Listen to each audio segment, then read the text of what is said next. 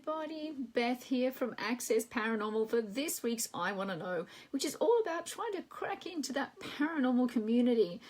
Before I do get into the topic for tonight, I want to say a beautiful thank you to everybody that's wished me well. I recently had surgery, which was planned. It was all good. I'm alive, clearly. This would be an amazing broadcast if I wasn't. And yeah, everything went well. So thank you very much to everybody. I'm really, really blown away by the support and well wishes and the likes. So thank you so much for that. Very, very appreciated, very humbled by it as well. So the paranormal community, it's not this elusive, sort of strange creature. It's actually this community of people that really love the paranormal. It's not just investigators, it's people who like to go to events, it's people who are interested in the topics. It doesn't have to be hardcore people that are right into it 24/7 and into the thick of the research. So there is a beautiful community of people that are interested in the paranormal here in Australia, definitely. And I know I've tapped into it in the States, as we know, in USA, and I've known of it in the UK when I was living there many years ago. So hi everybody. Hi Anne. Hi Anne and Anne. I hope you both are well. Thank you for joining. So yes, this is a really cool subject. It actually came through when I was in Arrowdale. And Arrowdale Lunatic Asylum, as you do, go to a lunatic asylum on a Friday night. And this lovely gentleman had started talking to us, and I won't mention his name because he's probably watching, had said, was starting to get into it, has always been interested in it, and realised that when he turned up there, most of us were kind of like, hey, how you going? And most of us kind of already knew each other. And it's like, wow, you kind of all know each other a bit. It's like, oh yeah, there's kind of this community of people that love going to these events and support other events as well and things like this. So he was like, oh wow, that's kind of cool. So obviously his question was, well, how do I get more involved in this? So obviously I'll give three main tips, but of course, again, as always, love hearing your feedback. Use the comment section below. Let me know if there's anything that you have done that's helped you be able to grow your community or be involved in a community with regards to the paranormal. By all means, use the comment section there. And also stuff that hasn't worked, stuff you like, if you want to do this, avoid it like the plague. So okay. Oh, how are you, Shane? Good to see you, mate. So yes, another interesting thing as well is about a week ago I was Skyping with my dad. He doesn't live where I do. He lives on the other side. So this sounds like he's dead. No, yeah, he lives on the other side of Australia. If I was Skyping with him, it'd be a really interesting phone call. But he's been always been very skeptical of the paranormal or any particular ghostly experiences. And when I grew up, he kind of chuckled at the fact that I was always fascinated by it. But over the years, he's really got to learn my approach and the information I provide, and how level-headed and logical and as science-based as it can be. With regards to type of paranormal phenomena. And he kind of made a comment which was quite fitting for today's topic. And he said, where are these people? Where do you hide? Where are you? Because you talk about this and yet, I don't know who these people are. And that's interesting because, again, like with this guy that turned up to Arrowdale, I was like, well, unless you know where there is a community, you don't know there's a community. So he would have any idea. I could be talking to like 5 people often, about this or sending information. I already have 5 likes or whatever. It's just somebody from the outside in, they don't know that there is this quite large community, particularly also here in Australia. It's growing. But very much so in the States, of course, in the UK, and also around the world. Believe it or not, India has a really, really large community as well. So, yeah, it was really interesting. I'm like, Dad, you just, it's there. Just me, it's there. So, enough babbling. Let's get into it. So, first tip. Now, those who have been following me for a very long time will know that I'm enormously passionate about this. And it's probably the most obvious. And it probably trails on so from my mate who had turned up to Arrowdale lunatic asylum for an investigation, and that is the fact that the best way to get into the paranormal community is attending events. Now, some people are like, oh, I don't always have the money. I'll go into a little bit of ways in which you can find ways to help you do that more.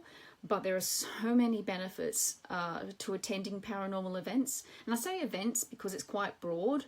There are paranormal investigations, which are often the most popular and sell out the most. There are ghost tours, ghost hunts kind of stuff. It's sort of the same thing. Ghost tours are kind of more the history side of it. Ghost hunts are kind of a bit more relaxed paranormal investigations. There's conferences. There's Paracon Australia here in Australia. Scarefest in the States and SageCon in the UK. There's also like the expo. We've got an Australian Paranormal and Spiritual Expo here in Sydney.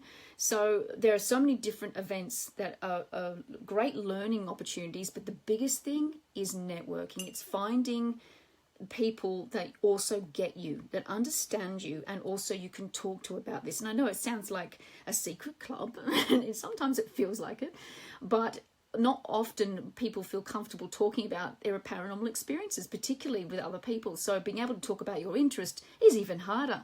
Hey, I'm excited about the fact there could be a possibility there's a life after death. Hi, nice to meet you.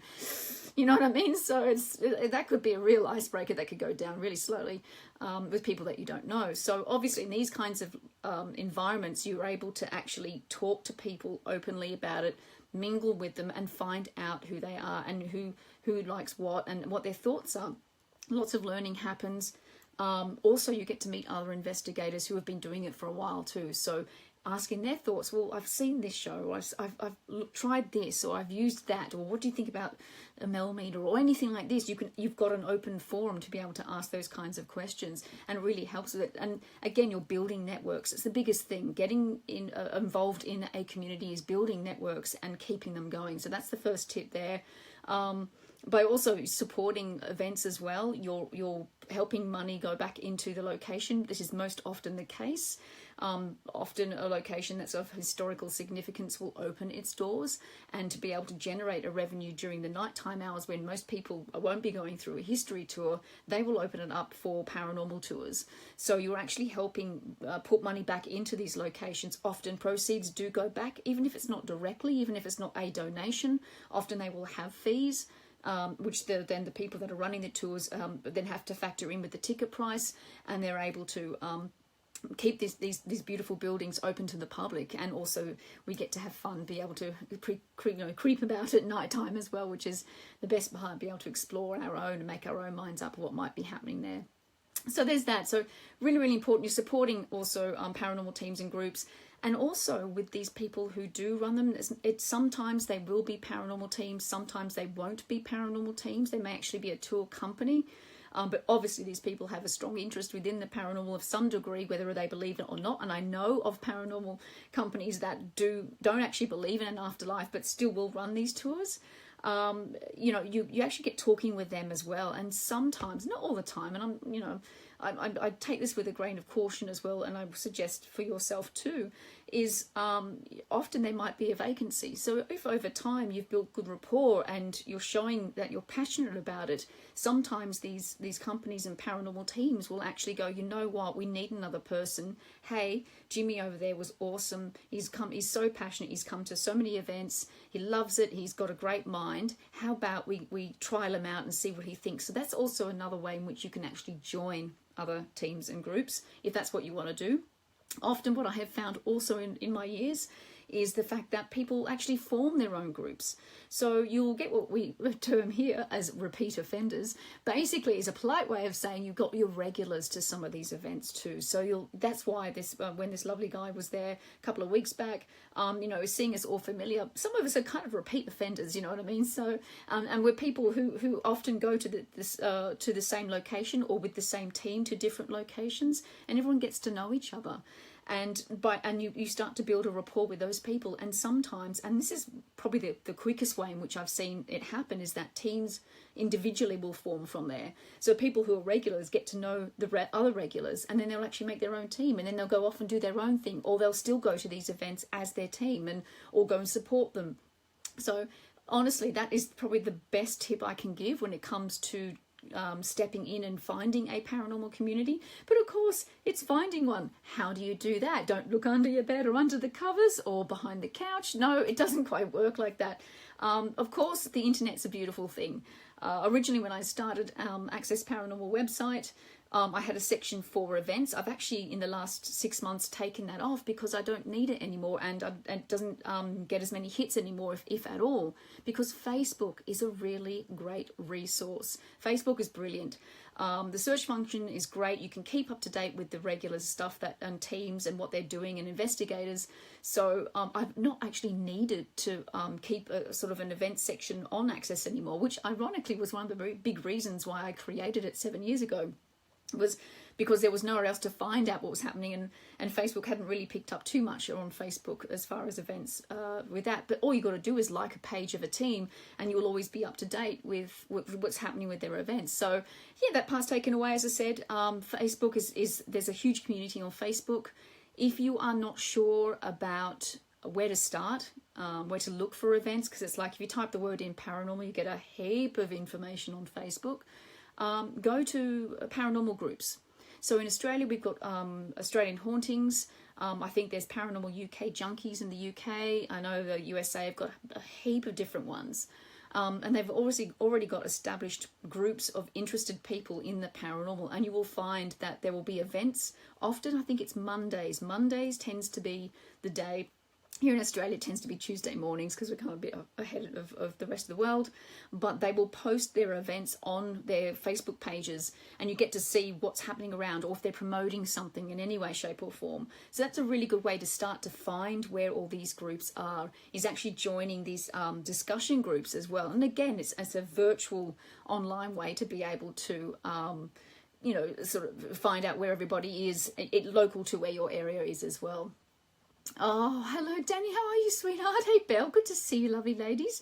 Sort of see you. Know that you're there, at least. It's very, very spiritual, isn't it?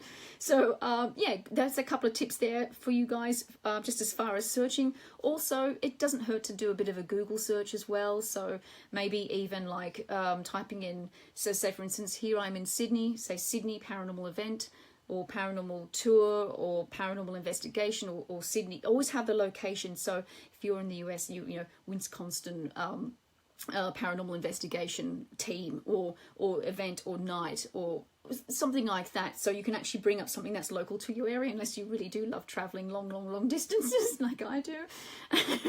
So yeah, make sure it's local. That's great. As I said, really sort of getting behind the local paranormal teams and local businesses as well.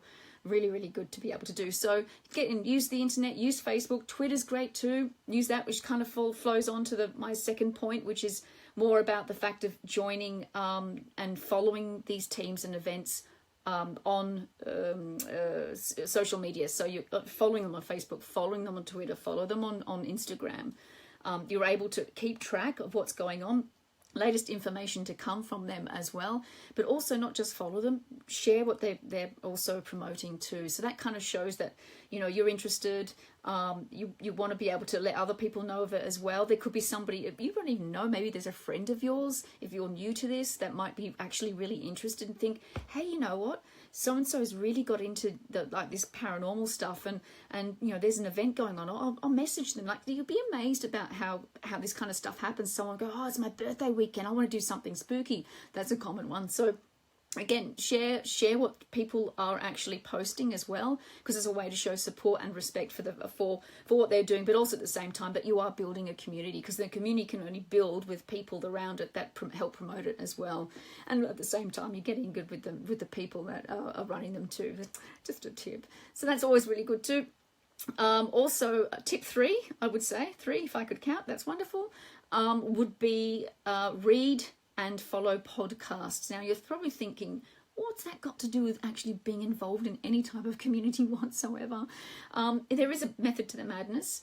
It's helping you learn in between your investigations. So learning more information about who is out there, not just what is out there. Who is being interviewed? Why are they being interviewed? What do they bring to the table? What knowledge do they have? Go and find them, look them up. Have they got an event on? Go to the event. It helps you have not just, not just local peeps, but also getting to understand when those international people come across into certain a location, you know, internationally, and they run an event, you know who they are. That also helps understand what's happening within the community from an international perspective as well. And also knowing who knows their stuff and who doesn't know their stuff. stuff as well. So that's always pretty handy too. You can tell from an interview if somebody doesn't know what's going down in Chinatown. So again, listen to, there's so many podcasts out there. I wanted to list a few. I was going to say Access Paracast, cough mine, but of course there are so many, like I wouldn't even know where to start. There are hundreds and I would say thousands, to be brutally honest. Because, it's just so easy to produce one. That's just podcast. Then there's online radio. There's online internet radio, which is just well and truly opened up the interest box loud and clear. So again, it gives you an idea of what's happening within the community outside of where you live. I think that's equally as important to not just keep it within locally as well. Now, I know that some people, I completely understand, can sometimes feel that some investigation events can be quite expensive. Here in Australia it is. We're set up slightly differently than it is in the States. Australia's a big country, but not as many people. We kind of all live around the coast, really. And there are a couple of peeps dotted in the middle. Not just a couple, but you get my drift. And because of that, to be able to justify opening a location, the fees can be quite high. Considered to other locations. So in Australia, you easily would pay $120 for an overnight investigation, if that, to attend one, and that's a lot of money. That's about 100-ish US. I think I haven't checked the conversion rate of late. And you're looking at it probably about £50 roughly. I think, again, I might be wrong if you're in the UK. Which is probably not too bad, but when, again, we do this because we love it, we're not getting paid to do it, and a lot gets invested into it. So sometimes that can happen, and that does happen. What I used to do in the UK, each month, because I used to get paid monthly, I would actually go, okay, this amount of money I'm allocating to my paranormal fund. Sounds quite dirty, doesn't it? So this money was allocated towards spending it on an event. And then I would actually research what events were going to be on that month as well. So I'd have a look around, like, okay, so this weekend I'm free. Is there anything on? And back in those days, it was only just via the internet. There wasn't a lot happening on Facebook. So I was able to go in. So literally just kind of planning ahead. And each month for the 2 years I was there, I was going to paranormal events and paranormal investigations. And I would have gone every weekend, literally. But I knew that it was just, I would have had to have danced around a hat for coin. So that was not appropriate when you're trying to do the working traveling thing. So that was one way, or a tip to be able to do it, is just to plan ahead. To go, if there's some really great big events, like here in Australia, we've got Paracon Australia. There's some great people coming over, or you've got another event as well that is like, oh, I really want to go there. And if you have enough time, it's kind of putting money away per fortnight or per month as well, and just planning ahead. If you plan ahead, you can do that, and you start to be able to have that opportunity to be able to go out and be in the community. And that's the best thing is the familiarity with it, and people knowing each other and supporting each other as well. And it does happen. I know in the recent podcast released from Access Paracast, I talked about the frustrations of paranormal investigating.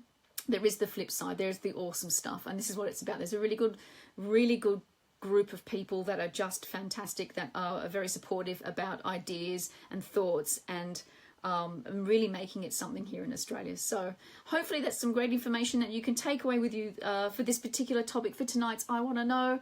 Awesome, great, wonderful, and good. Yes, and oh yeah, a dirty word. No, I had to put that in there, didn't I?